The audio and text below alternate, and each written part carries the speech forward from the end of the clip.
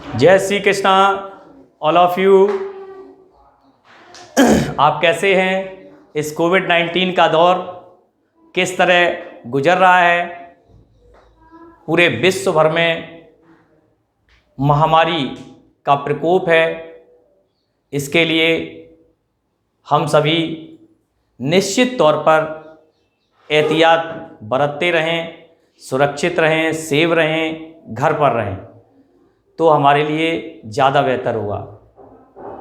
सरकार की एडवाइजरी के अनुसार ही हम कार्य करें तो ज़्यादा अच्छा होगा। ठीक है, अब हम आपको लेक्चर नंबर 25, कल हमने लेक्चर नंबर 24 में आपको रोल्स थ्योरम, ठीक है, रोल्स थ्योरम स्टार्ट की थी, जिसमें मैंने आपको बताया था कि एफ जो वास्तविक फलन है, एफ सच दैट संवृत अंतराल a, b और टेंड्स टू r में इस प्रकार परिभाषित है कि 3 प्रतिबंध बताए थे मैंने। पहला प्रतिबंध बताया था हमने कि कोई भी फलन संवृत अंतराल a, b में संतत होना चाहिए। सेकेंड पॉइंट, फलन f विवृत अंतराल a, b में कैसा होना चाहिए? अवकलनीय होना चाहिए, डिफरेंशियल होना चाहिए। और तीसरा पॉइंट बताया था, और f of a is equal to f of b। यदि ये तीनों प्रतिबंध संतुष्ट कर जाते हैं तो लिख देंगे अतः रोले के तीनों प्रतिबंध संतुष्ट करते हैं। तब विवृत अंतराल a, b में एक ऐसे c का अस्तित्व है कि f dash of c is equal to 0 where c belongs to a, b। ये हमारी रोल्स थ्योरम कहती है। ठीक है ना, जो रोले थ्योरम है, रोले का प्रमेय है, वो हमारा ये बोलता है। लेकिन हमने इसके बाद भी आपको बहुत सारी चीजें बताई हैं। आप देख रहे होंगे कि रोल्स थ्योरम में सबसे पहली लाइन आती है कि फलन f संवृत अंतराल a, b में कैसा होना चाहिए? संतत। ये एक जो शब्द है कंटिन्यूअस, इसकी वजह से मैंने आपको चैप्टर 6 से 122 पेज पर, ठीक है, मैंने कल दिया भी था सब बच्चों को, 22 पेज पर पढ़ने के लिए कहा था, जिसमें आपको ये पता लगेगा कौन कौन से फंक्शन इनमें से संतत होते हैं और कौन से असंतत होते हैं। एक्चुअल है क्या कि हमें यहाँ पर संतत और असंतत प्रूफ नहीं करना होता है। अगर हम यहाँ प्रूफ करने लगेंगे तो ये क्वेश्चन बहुत लेंथी हो जाता है। हमें केवल और केवल रोले का प्रमेय बताने के लिए ये बताना होता है कि ये इस अंतराल में दिए हुए जो भी अंतराल है क्लोज्ड इंटरवल में संतत है। जैसे मैंने बहुत सारे आपको उदाहरण भी दिए थे। तो हमने बताया था जैसे f of x is equal to sine x, तो f of x is equal to sine x और x बिलोंग्स टू r में कैसा है? संतत है। तो वहां लिखा हुआ है अपने प्रांत में दिया गया फलन यदि संतत है, ठीक है, परिभाषित है, संतत है, इसलिए वो वहां लिख दिया जाएगा। e के पावर x है, log x है, बहुत सारी बातें हमने कल आपसे, जैसे 1/x, x बराबर 0 पर संतत नहीं है, संतत नहीं है, इस बात को किया हमने, है ना। और भी हमने फंक्शन लिए, जैसे function of x is equal to हमने लिया ग्रेटेस्ट इंटीजर फंक्शन, ठीक है, तो ये समस्त पूर्णांक बिंदुओं पर कैसा होता है? असंतत होता है। तो हमें आज नहीं आगे भी जानना अति आवश्यक है, क्योंकि जब हम चैप्टर नंबर 6 पढ़ाएंगे तो फिर से एक बार आपका रिवीजन हो जाएगा। तो मेरा कहना यही है सभी बच्चों से कि बेटा ये जानना बहुत ज़रूरी है, फंक्शन आना बहुत ज़रूरी है। सभी बच्चों को फंक्शन के एक एक पॉइंट तैयार होना चाहिए, क्या एकेकी, आच्छादक, फलन, रिलेशन, है ना, बहुत काम की चीज़ है। पूरा डिफरेंशियल कैलकुलस इसी पर डिपेंड होता है। तो इसलिए आपको ये याद रखना है कौन से फंक्शन संतत हैं और कौन से असंतत। 122 को जरूर पढ़ें। और हमने ये भी बता दिया कि यदि दो फलन f ऑफ x और g ऑफ x वो यदि संतत हैं तो उनका योग, उनका अंतर, उनका गुणनफल, उनका भागफल एवं उनका संयुक्त फलन भी उस स्थिति में संतत हो सकता है। जैसे सपोज दैट, कैसे? अब जैसे मान लो एक सवाल दिया e के पावर x और sin x, this is function. अब हमने जैसे ही देखा कि साहब हम क्या करेंगे, तो क्या हम इसको संतत सिद्ध करेंगे? नहीं, हमें क्या करना है, हमें ये देखना है, अगर हम इसके बारे में देखें तो e के पावर x समस्त x बिलोंग्स टू r के लिए कैसा है, संतत होता है, क्योंकि अभी मैंने बताया एक्सपोनेंशियल फंक्शन चरघातांकी। और sin x कैसा फंक्शन है, ट्रिगो। जब ये ट्रिगो फंक्शन है तो ऑलरेडी देखो अभी अभी लिखा मैंने, ये रहा क्या लिखा, x बिलोंग्स टू r के लिए। तो इनमें दोनों में क्या हो रहा है, गुणन हो रहा है। तो जब इनका मल्टीप्लाई हम कर रहे हैं तो इनका जो गुणनफल तैयार होगा वो भी तो x बिलोंग्स टू r के लिए संतत ही कहलाएगा ना। अगर हम इसके योग की बात करें तो भी होगा, माइनस की बात करें तो भी होगा।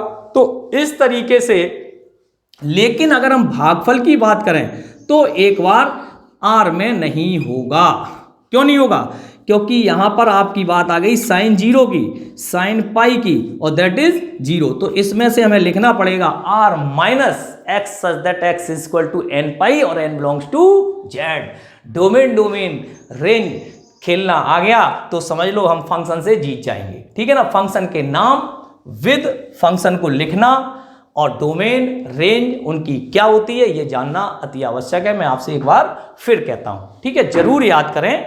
और उसके लिए हमने आपको सब कुछ बता दिया कहां से आपको याद करना। अब आप देखेंगे थोड़ा सा कि हम इसी में एक क्वेश्चन ले रहे हैं, उसको ध्यान से देखेंगे आप, और जब आपकी समझ में आएगा कि कैसे हमें रोले का प्रमेय करना है, ठीक है, उसकी भाषा वगैरह हम आपको कंप्लीट करेंगे। तो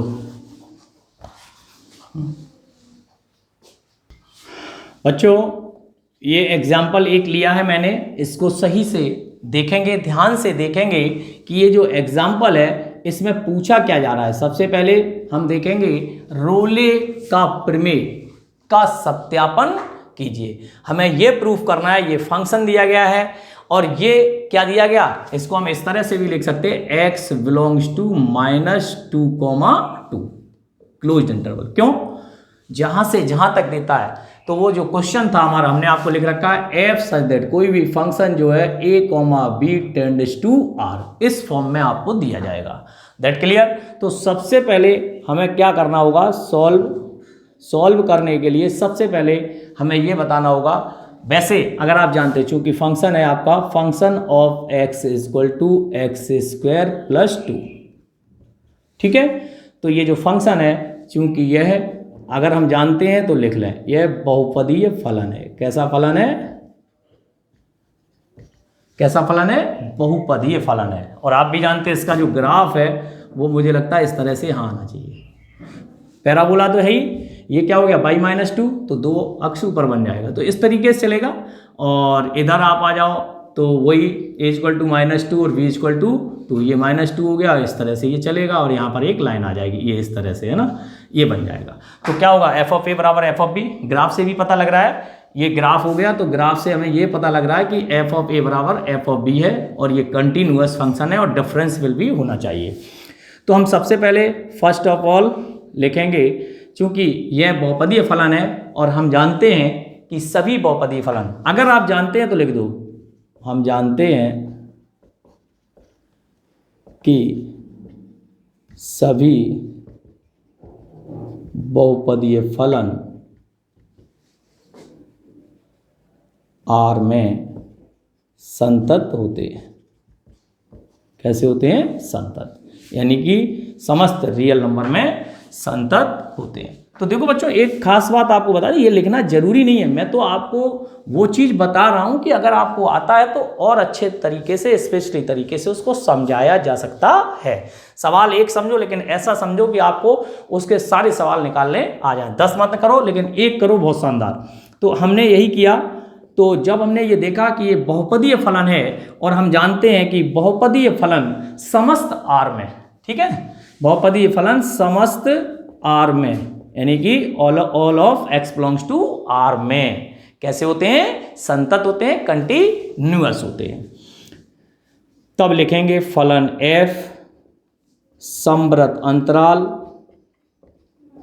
अब हमारा जो अंतराल है वो इसके सामने क्या है, बहुत छोटा है, -2 to 2 कितना हुआ, -2 कहाँ हो गया, यहाँ हो गया, -1, 0, 1 और 2। तो ये तो बहुत छोटा सा अंतराल है बच्चों, ये तो बहुत बड़ा अंतराल है। जब ये R में संतत होता है तो -2 से 2 में संतत होने में कोई बहुत बड़ी बात नहीं है। तो समवर्त अंतराल, अब वही चीज लिखेंगे, -2, 2 में संतत है। बस ये लाइन आप क्लियर कर दीजिए और आपका काम चल जाएगा, में संतत है। सेकेंड पॉइंट, फलन f विव्रत अंतराल, यहाँ थोड़ा सा आपको वर्क करना पड़ेगा, तरीका यही है। विव्रत अंतराल a comma b, a comma b क्या है, -2,2, -2,2 में, ठीक है, अवकलनीय में, अवकलनीय है ऐसे नहीं लिखेंगे आप, क्या करेंगे, जो फंक्शन दिया गया है f ऑफ x, तो f डैश x निकालेंगे, तो f डैश x कितना हो गया, 2x। और जो ये विव्रत अंतराल है, तो विव्रत अंतराल में आपको पता है -2 शामिल नहीं होगा और 2 शामिल नहीं होगा, तो इसके मध्य में कौन कौन सी वैल्यू आ गई, -1, 0 और 1। कोई भी वैल्यू रखने पर ये कैसा आएगा, f डैश x परिमित एवं विद्यमान है। कैसा है, परिमित एवं विद्यमान है, देख लो कोई दिक्कत नहीं है, परिभाषित है मीन्स परिमित एवं विद्यमान है, कैसे भी लिख सकते हो आप, समझ में आ जाने चाहिए, तो हम समझ लें ये परिमित एवं विद्यमान है, अर्थात क्या लिख देंगे, अवकलनीय है। किसमें, अब पूरी बात हो गई, फलन f विव्रत अंतराल -2,2 में हमने अवकलन किया, यहाँ अवकलन करना है और ये देखना है कि ये जो वैल्यू है, कभी कभी मान के चलो ऐसा आ गया -x/1 -x, और मान लो कोई वैल्यू 1 आ रही, तो बेटा ये क्या बन जाएगा, 1/0, तो 1/0 क्या हो गया, अपरिमित, अनंत हो गया।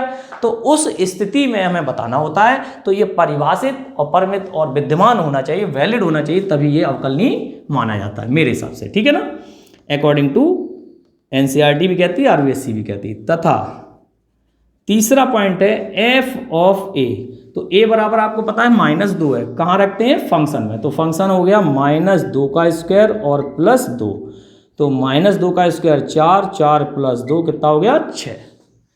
और दूसरी बात हम निकालेंगे f ऑफ 2, तो f ऑफ 2 हो गया 2² + 2 कितना हो गया, 6, 4 + 2, चलिए लिख दे रहा हूँ, 4 + 2, तो इससे स्पष्ट होता है f ऑफ -2 = f ऑफ 2 और इज इक्वल टू ये कितना आ गया, 6।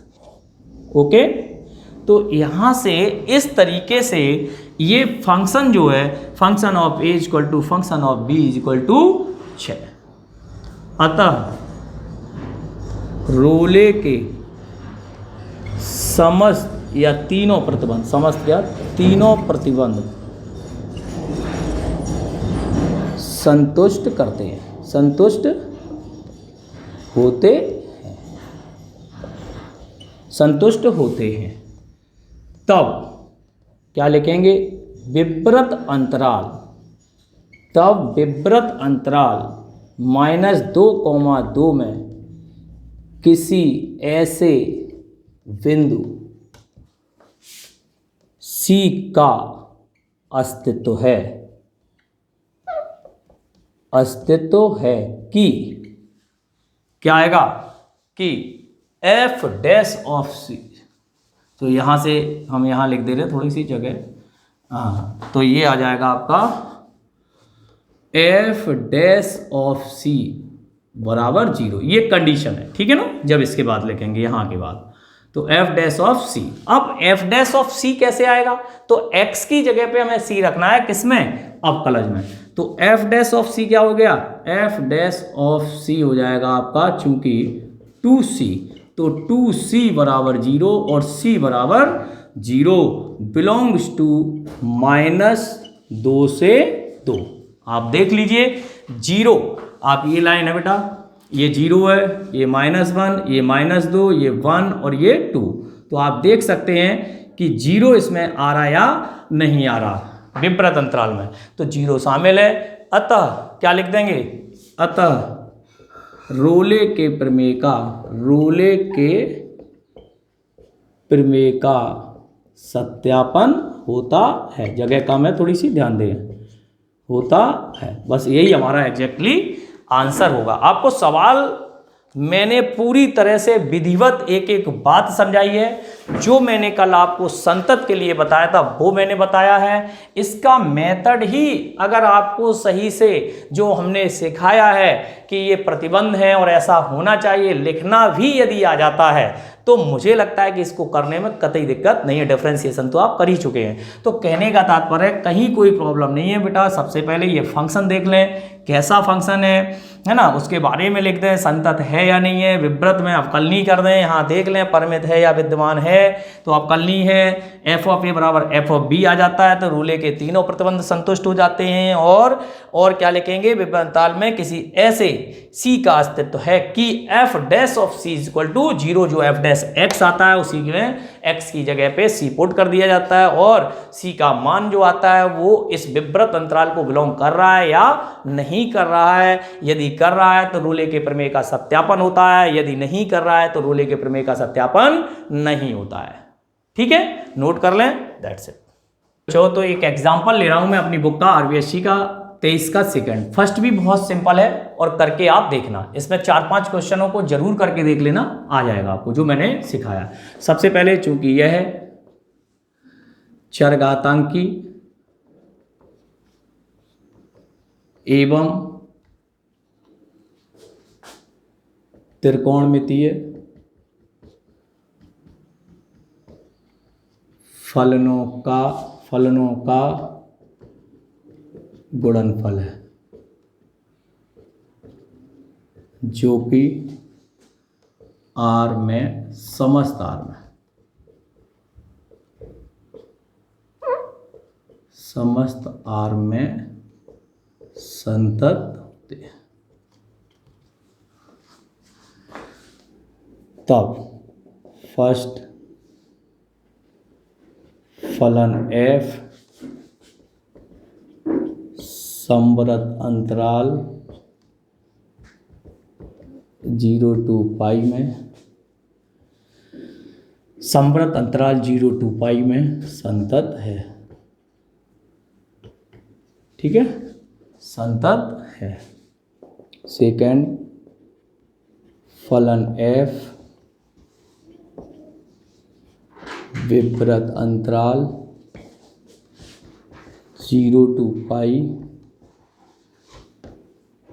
में f dash of x equal to, ये आपका e के पावर x और साइन x का cos x, साइन x और e के पावर x, तो f डैश x e के power x cos x plus sine x। स्पष्ट है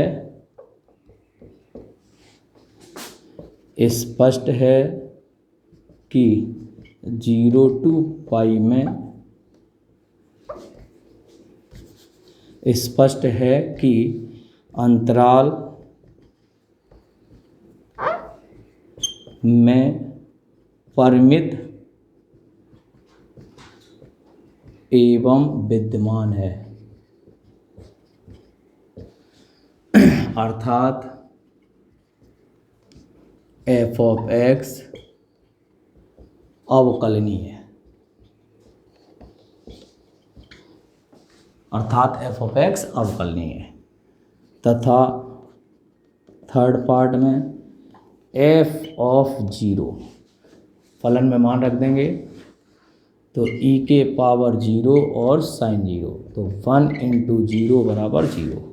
f ऑफ पाई e के पावर पाई और साइन पाई e के पावर पाई इंटू 0। इससे स्पष्ट होता है f ऑफ 0 बराबर f ऑफ पाई बराबर 0, अर्थात रोले के तीनों प्रतिबंध संतुष्ट करते हैं,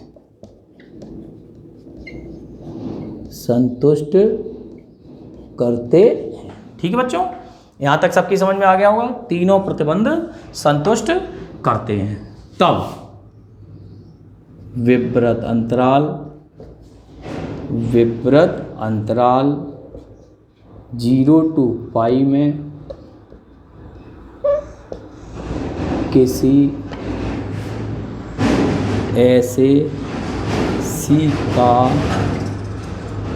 अस्तित्व है कि f डैश ऑफ c बराबर 0, f डैश ऑफ c बराबर 0, तो एफ डैश ऑफ एक्स में रख दीजिए, तो ई के पावर सी और cos c plus sine c is equal to 0, या cos c plus sine c is equal to 0, या sine c is equal to minus k cos c, tan c is equal to -1, तो tan c is equal to tan 3π/4, तो c is equal to 3π/4, जो कि belongs to विवर्त अंतराल 0 to π।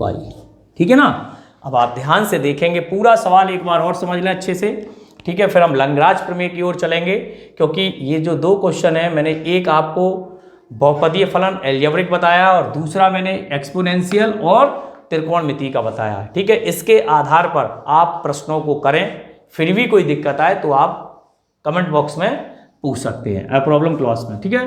तो F of x दिया गया है, ये दो फलनों का गुणन है। सबसे पहले ये निश्चित कर रहे हैं, ये लिखना आवश्यक नहीं है, ये तो मैं तुम्हारी सुविधा के लिए लिख रहा हूँ, बाकी कोई ज़रूरत नहीं है। आप समझ लें कि कैसा फंक्शन है, उस फंक्शन को टैली कर लें और अपनी बात कर दें।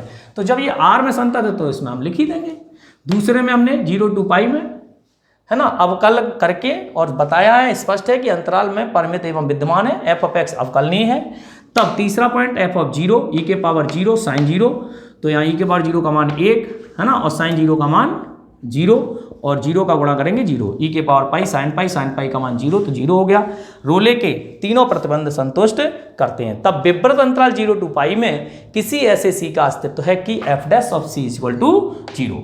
ये एफ डैश ऑफ सी बना लिया जाएगा, ये एफ डैश ऑफ सी हो जाएगा ई के पावर सी। ये तो आप कांस्टेंट टर्म है तो इसकी कोई वैल्यू नहीं निकलेगी यहाँ से, या फिर आप तुलनात्मक अध्ययन करेंगे ई के पावर सी, है ना। तो यहाँ से आपका आ जाएगा कॉस सी प्लस साइन सी, या तो ये होता है, तो ये एक वैल्यू आ गई आपकी sine c minus cos c, tan c equal to -1। 10 में -1 किसकी वैल्यू, ये भी पता होना चाहिए, ठीक है। 11th क्लास में पूरी टेबल आपको 180 तक समझाई जाती है, 90 के याद रहते हैं, थोड़े से आगे बढ़ो और वो याद करने ही पड़ेंगे टेबल वगैरह सब। 3π/4 3π/4 135 अंश होता है, 135 अंश 0 और 180 के बीच में आता है। अतः रोले के प्रमेय का सत्यापन होता है। ये बात अगर आप लिख देते हो तो मेरे हिसाब से पूरे नंबर आपको मिल जाने चाहिए, ठीक है। तो अब आप इसको नोट डाउन कर लेंगे, आगे हम लैग्रांज मध्यमान प्रमेय सिखाएंगे, उसको आप देखेंगे, ठीक है। नोट। एक इंपॉर्टेंट टॉपिक है बच्चों, सेकंड टॉपिक है रोले मध्यमान प्रमेय में दो आती है, एक रोले का प्रमेय और एक आती है लैग्रांज मध्यमान प्रमेय, MBT, Lagrange mean value theorem, अर्थात इसको हम एमबीटी के नाम से भी जानते हैं। और ये रोले के प्रमेय का एक्सटेंशन है, विस्तार है, ठीक है। बाकी कुछ ऐसी बड़ी बात नहीं है, बहुत सिंपल सी बात है। तो वही बात लिखेंगे, क्या लिखेंगे, f such that a comma b tends to R, okay, कि कोई वास्तविक फलन एफ है जो कि संवृत अंतराल ए कॉमा बी में इस प्रकार परिभाषित है कि, क्या, नंबर 1 वही प्रतिबंध है, फलन एफ संवृत अंतराल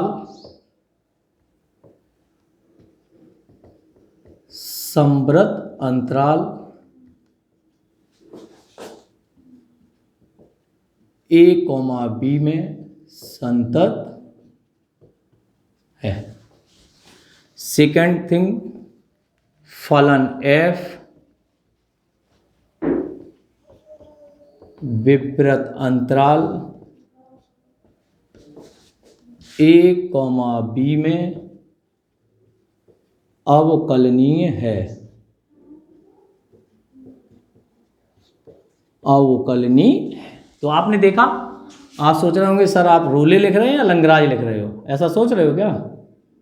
हाँ बिल्कुल, आपके दिमाग में आ सकती है। ये दोनों पॉइंट सेम रहते हैं और ये जो डेफिनेशन है वो भी इसमें सेम रहती है। मैंने कहा नहीं, रोले के प्रमेय का ये एक्सटेंशन है, यहाँ केवल लैग्रांज मध्यमान मीन वैल्यू थ्योरम का प्रयोग होता है। तो ये दो पॉइंट, यहाँ तीसरा पॉइंट एफ ऑफ ए बराबर एफ ऑफ बी नहीं निकाला जाता है। ये दो पॉइंट ही आपको चेक करने हैं, तो सेम टू सेम हो गया, कोई बहुत बड़ी दिक्कत नहीं रही ना। जैसे वहां देख रहे थे वैसे यहां देखना है। नया काम क्या करना है, तब विवर्त अंतराल ए कॉमा बी में, वही लाइन, किसी ऐसे, देखो भाषा में हो सकता है थोड़ी परिवर्तन, तब विवृत अंतराल ए कॉमा बी में कम से कम एक बिंदु सी, एक की बात है, किसी ऐसे सी का अस्तित्व है, अस्तित्व है कि मध्यमान प्रमेय के अनुसार, ये मध्यमान प्रमेय क्या कहती है इसके अकॉर्डिंग यहां पे लिखा जाएगा। ओके, तो मध्यमान प्रमेय के अनुसार क्या है वो देखते हैं। मध्यमान प्रमेय के अनुसार f dash of c is equal to f of b minus f of a upon v minus a. ठीक है, एक चीज और बता दें हम, जहां ए तथा वी वास्तविक संख्याएं हैं, ये हर क्वेश्चन में है। ठीक है, कोई नई बात नहीं है, ये पूरी रोले और लंगराज में ही चलेगा कि ए और बी कैसी संख्याएं हैं, रियल नंबर्स हैं। तो ये जो हमारा आता है एफ डैश ऑफ सी, उसने वही बात लिखी है, तब विवृत अंतराल ए कॉमा बी में किसी ऐसे सी का अस्तित्व है कि, अब हम यहां पर मध्यमान, वहां हमने लिखा था f dash of c is equal to 0, ठीक है ना, परंतु यहां पर थोड़ा सा फॉर्मेट चेंज हो गया है और मध्यमान प्रमेय हमारी कहती है f of b minus f of a upon b minus a. इसमें रखेंगे ए और बी आपको दिए जाते हैं फंक्शन में, ए और बी के मान को रख करके यहां पुट करेंगे। एफ डैश सी क्या आता है, वो इसको बिलोंग करना चाहिए, कैरी करना चाहिए, जैसा मैंने अभी पीछे रोले में बताया है। सबकी समझ में आ गया होगा, प्रमेय में कोई खास अंतर नहीं है, केवल एक चीज बदल गई, ये तो रोले का एक्सटेंशन है, इसलिए इसको जब ये आ जाएगा तो हम लिख देंगे। यहां लिखना चाहो तो संतुष्ट करते हैं और ये सब बात लिख सकते हो, अन्यथा इतना ही काम चला सकते हो। तो ये आपकी प्रमेय समझ में आनी चाहिए पहले। अब मैं आपको एक क्वेश्चन कराऊंगा बढ़िया सा, ठीक है, उसी के आधार पर रोले और लंगराज के आपको क्वेश्चंस करने होंगे। इस एक्सरसाइज में रोले और लंगराज आपको सीखनी पड़ती है। कारण क्या है, कुछ बच्चे ये सोचते हैं जब आप पढ़ रहे होंगे तो आपको लगा सर कठिन है। कठिन क्या है, वही समस्या आती है कि यहाँ पर हम पहचाने कैसे, तो आइडेंटिटी। अब ये बात कहाँ जाती है, 11th में।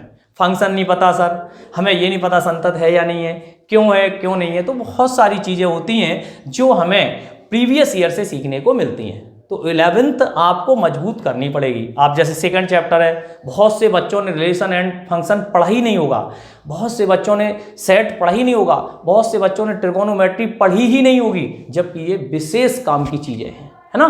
तो ये इनके बिना गणित नहीं चल सकती है, इसलिए आपको प्रैक्टिस करनी होगी, तभी आपको आएगा। तो आप ये नोट डाउन कर लें, मैं आपको इसका एक उदाहरण बताता हूँ बच्चों। इसका एक उदाहरण ले रहा हूँ मैं, एग्जाम्पल 25 RBSC बुक का ही है और इसमें बहुत अच्छे प्रश्न हैं चारों, तो सुन लें आप। कभी कभी क्या होता है, बहुत छोटा प्रश्न भी होता है, लेकिन आपको पहचानना बहुत जरूरी। तो ये जो फंक्शन है, सबसे पहली लाइन मेरी क्या है कि कोई भी फंक्शन जो दिया गया है वो संवृत अंतराल a, b tends to r में होना चाहिए। तो वो है r का मतलब छोटा सा अंतराल दे दिया। अब बात करते हैं f ऑफ x। ये कैसा फंक्शन है, मापांक फलन, निरपेक्ष मान फलन। और निरपेक्ष मान फलन समस्त जो लिखा हुआ है, अर्थात ये x बराबर 0 पर सर्वत्र संतत है, ठीक है, एनी एट दिस इंटरवल, यानी कि इस पर पूरे पे कैसा है संतत है, क्योंकि मुझे दिख रहा है मॉड x, मॉड के बाहर x लेंगे, x बराबर 0 और 0 इसमें आ रहा है, तो 0 पर संतत है, कोई दिक्कत की बात नहीं। तो मापांक फलन है चूंकि, तो मापांक फलन संतत तो होते हैं, परंतु वो अपने प्रांत के बिंदुओं पर अवकलनीय नहीं होते। तो दूसरी डेफिनेशन में आप जैसे ही आएंगे तो आप यहां पर बताएंगे, इसमें केवल सेकेंड पॉइंट में चूंकि मॉड x, ये प्रमेय भी है, आप ध्यान रखना, ये इंपॉर्टेंट प्रमेय है, मॉड x बराबर 0 पर अवकलनीय नहीं है। कैसा नहीं है, अवकलनीय नहीं है। तो जितने भी मापांक फलन है वो अपने प्रांत के बिंदुओं पर संतत तो होते हैं, परंतु अवकलनीय नहीं होते हैं। तो इससे सिद्ध होता है, ये सेकेंड पॉइंट पे ही ये जो लंगराज मध्यमान प्रमेय है ये फॉलो नहीं कर रही है, कंडीशन को संतुष्ट नहीं कर रही है। अर्थात हम ये कह सकते हैं कि इस प्रमेय के प्रतिबंध संतुष्ट नहीं हो रहे हैं, इसलिए लंगराज मध्यमान प्रमेय का सत्यापन नहीं हो सकता। देखो दोनों या तीनों, रोले में 3 है, अगर एक भी संतुष्ट नहीं कर रहा है तो रोले के प्रमेय का सत्यापन होना आवश्यक नहीं है। ऐसे ही यहां पर अगर कोई संतुष्ट नहीं कर रहा है तो वो पहली या दूसरी लाइन में भी लिख दिया जाएगा कि रोले के प्रमेय या लंगराज मध्यमान प्रमेय का सत्यापन नहीं। जैसा कि यहाँ दिखाया मैंने, संतत तो है परंतु अवकलनीय नहीं है, इसलिए लिख देंगे कि ये लंगराज मध्यमान प्रमेय का सत्यापन नहीं करते। बात आती है इसकी, कल मैंने आपको पढ़ा दिया 1/x x बराबर 0 पर। तो देखो -1 to 1, तो -1 0 और 1 ऐसे देख लिया करो। तो -1 और 1 में 0 आ रहा है, जैसे ही आप यहाँ 0 रखोगे तो देखो ये फलन कैसा होगा, संतत ही नहीं होगा, क्योंकि हम जानते हैं, वी नो दैट करके भी लिख सकते हो, 0 पर संतत नहीं होता है, लेकिन यहाँ -1 to 1 में 0 तो आ रहा है ना, तो दैट इज क्लियर। तो अर्थात हम कह सकते हैं कि 1/x x बराबर 0 पर, अर्थात x belongs to -1 to 1, Samrut अंतराल है। कैसा अंतराल लिखा जाता है, समृत, तो इस पर संतत नहीं है। अतः हम कह सकते हैं, आगे लिखने की जरूरत ही नहीं है, कि अर्थात दिया गया फलन लंगराज मध्यमान प्रमेय का सत्यापन नहीं कर सकता है। That clear. तो आपकी समझ में आ गया होगा कि कुछ फंक्शंस ऐसे भी होंगे जिन्हें हम डायरेक्टली ओरली बोल सकते हैं कि ये ऐसे होंगे, ये ऐसे होंगे, ये इस तरह होंगे, ठीक है ना, तो उसमें बहुत ज़्यादा दिक्कत की बात नहीं होगी। अब हम बात करेंगे इसके थर्ड प्रश्न की। तीसरा प्रश्न है, तीसरा और चौथा मोस्ट इंपॉर्टेंट है, ये चौथा वाला भी मोस्ट इंपॉर्टेंट है, इसको जरूर कर लेना, है ना। मैं आपको बता रहा हूँ, function of x equal to x - 1/x और x बिलोंग्स टू, ये है 1 3, ओके। तो अब हम बात करते हैं, चूंकि ये जो फंक्शन है x² - 1/x, और ये कैसा फलन है, तत्समक, और ये कैसा फलन है, परमेय। लेकिन ये परमेय भी कैसा है, परिभाषित है, 1 और 3 में 0 थोड़ी नहीं आता है, तो इसलिए ये पूरे अंतराल में कैसा होगा, चूंकि फर्स्ट ऑफ ऑल दिया गया फलन f समृत अंतराल 1,3 में कैसा है, संतत है। That clear. सेकेंड पॉइंट, फलन f विव्रत अंतराल 1,3 में, तो हमें क्या करना होगा, f' ठीक है बच्चों। तो जैसे ही हम इसका f' करेंगे, ये है क्वेश्चन अपना, तो x का कितना हो गया 1, और हमने 1/x का आपको बता रखा -1/x², तो 1 + 1/x²। और क्या लिखेंगे, मैं परिमित एवं विद्यमान है, पढ़ लो, क्यों है, 1 और 3, 1 से 3 तक, 1 से 3 में कौन सी वैल्यू आ रही, 1.5 आएगी, 2 आएगी, 1 सही 3/4 आएगी, जो भी आएंगी इससे पहले बीच की सारी आएंगी। विव्रत अंतराल का जानते हो, ओपन इंटरवल का, परिमित एवं विद्यमान है, अर्थात क्या लिख देंगे, अर्थात फलन f कैसा है, अवकलनीय है, दिए गए अंतराल में अवकलनीय है, अवकलनीय है। चलिए, तब विव्रत अंतराल 1,3 में किसी ऐसे c का अस्तित्व है कि मध्यमान प्रमेय के अनुसार अकॉर्डिंग टू MBT क्या कहती है, f' of c is equal to f of b minus f of a upon v minus a। ठीक है, इसको इक्वेशन नंबर 1 कह दीजिए। हम क्या करेंगे, यहाँ से थोड़ा सा देख लें, हो जाएगा। अब हम यहाँ से ये f ऑफ b, अब f ऑफ b क्या है, तो a बराबर यहाँ लिख लेंगे a बराबर 1 और b बराबर 3। ठीक है भैया, f डैश ऑफ c आपको पता ही है, तो यहाँ पर इसमें पहले f डैश ऑफ c निकाल लेते हैं, 1 + 1 अपॉन c²। चलिए लिख लें f ऑफ a कितना हो गया 1, तो जैसे ही हम फंक्शन में रखेंगे, कहाँ रखेंगे, ये चीज़ें समझ लेना। गलती क्या होती है कि कभी आप एफ डैश सी में क्या रख देंगे, जहाँ डैश लगा है वहीं रखना है, जहाँ फंक्शन का मान पूछ रहा है वहाँ फंक्शन में रखना है। तो 1 माइनस 1/3, 3 एकम 3, 2/3, और फंक्शन ऑफ बी क्या है 3, तो 3 माइनस 1/3, तो 8/3। यहाँ गड़बड़ हो रहा है कुछ, 1 माइनस 1/3 ना आकर के 1 आएगा, तो 1 माइनस 1 0 हो जाएगा। That clear. तो फ्रॉम फर्स्ट में रख देते हैं, मुझे लग रहा है थोड़ी सी जगह कम पड़ेगी, कोई दिक्कत नहीं, चलो देखते हैं। तो फ्रॉम फर्स्ट है ना, थोड़ा सा ध्यान रखना है यहाँ पे। तो 1 + 1/c², 1 + 1/c²। सबकी समझ में आ रहा है, नहीं तो दोबारा कर दूँ मैं वहाँ, कोई दिक्कत नहीं। चलो इसको रोक दो, आगे बढ़ा देते हैं, है ना, इसका पहले नोट कर लेते हैं, इसके बाद आगे बढ़ा। फ्रॉम फर्स्ट में हम इन मानों को पुट करेंगे, ठीक है। तो फ्रॉम फर्स्ट में कर रहे हैं, तो 1 + 1/c², okay, is equal to f of b कितना आया 8/3, और एफ ऑफ ए कितना आया 0, और बी कितना है 3 माइनस 1। That's clear. 1 + 1/c², 8/3/2, तो 1 + 1/c², और ये हो जाएगा 4/3, या 1/c², 4/3 माइनस 1, ये 1 हमने क्या किया, पक्षांतर कर दिया। 1/c², ये हो जाएगा 3 × 3, 4 माइनस 3/3, और 1/3, या c² बराबर 3 और c बराबर ±√3। कितने बच्चे बताएंगे इसमें से कौन सी वैल्यू इसको बिलोंग करेगी। बेटा निश्चित रूप से ये पॉजिटिव वैल्यू है, तो इसलिए हम क्या लिख सकते हैं, c बराबर क्या आएगा +√3, बिलोंग 1,3। इसलिए क्या लिख देंगे, लाग्रांज मध्यमान प्रमेय का सत्यापन होता है। √3 1.732 होती है, और 1 और 3 के मध्य में आएगी।